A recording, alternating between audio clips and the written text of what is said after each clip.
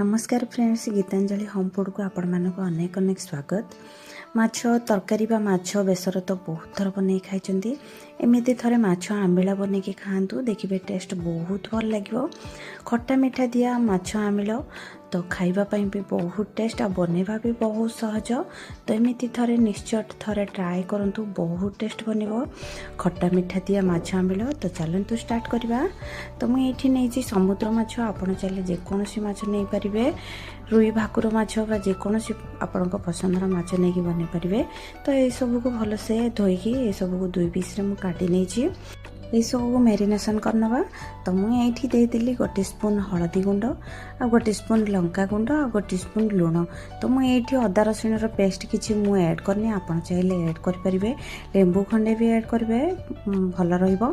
तो लंका और हलदी देकरी मु लुण देकरी ये सब को भलसे हल्का हाथ रे गले नेली। तो मुझे गोटे पैन रे प्रथमे तेल गरम करनी। तो ये आपड़ केयरफुली पकेबे जेहेतु छिटकाटा बहुत पड़ो। तो ये सब को केयरफुली रे और गोटे गोटे करके ये सब को भलसे भाजी नवा। ये मो गोटे तेंतुली पानी रे मु बनई।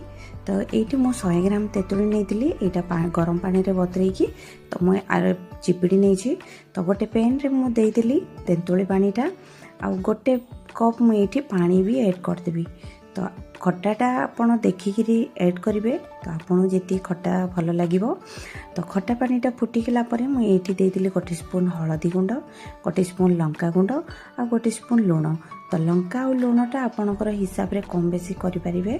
तो मुझे गोटे बड़ खंडटे गुड़ दूची। तो गुड़ दबा द्वारा आमर टेस्टा बहुत भल आसो। तो मीठा आपड़ जब अधिक टिके करने चाहते तो आउ टिके अल्प टिके देवे।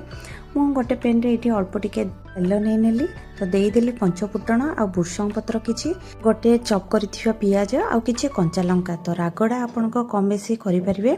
तो ए सब को भलसे भाजला परे मु एठी अदा रसुण छेचा मु एठी ऐड करदिली। तो अदा रसुण छेचा एठी ऐड कला परे ए सब को भलसे भाजी नवा। मु एठी चॉप करिथिबा धनिया पत्र किछि ऐड करदिली आ 2टी बड़ साइज रो टमाटो को मु एडी चॉप करके ऐड करदिली। तो ए सब को भी भलसे किछि समय पे भाजी नवा। आम मसलाटा पूरा भजा हो गलानी। तो ये आम जो पानीटा बनैकी रखी खट्टा पानीटा तेंतुली पानीटा मुझे ऐड करदेली। ये मु 2टी मुनिगा भी भाजिकी ऐड करी। आपड़ चाहिए स्किप करेंगे किंतु देले बहुत भल लगे मुनिगा आंबिल। तो रेडी हो गलानी आमर खट्टा पानीटा। यहीटा फुटिकला मुझे माछ गुड़ाक ऐड करदेवी। तो माछ गुड़ाक ऐड करी यहाँ किसी समय फुटियापाई छाड़दबा।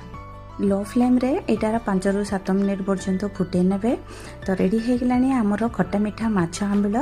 तो एमती थे निश्चय ट्राए करूँ, बहुत टेस्ट बनिबो भात सहित खाइबापी। तो मो वीडियोटी जदि आपण मानक भल लगी गोटे लाइक गोटे सब्सक्राइब निश्चय करने। तो रहिले नमस्कार, थैंक यू फॉर वाचिंग।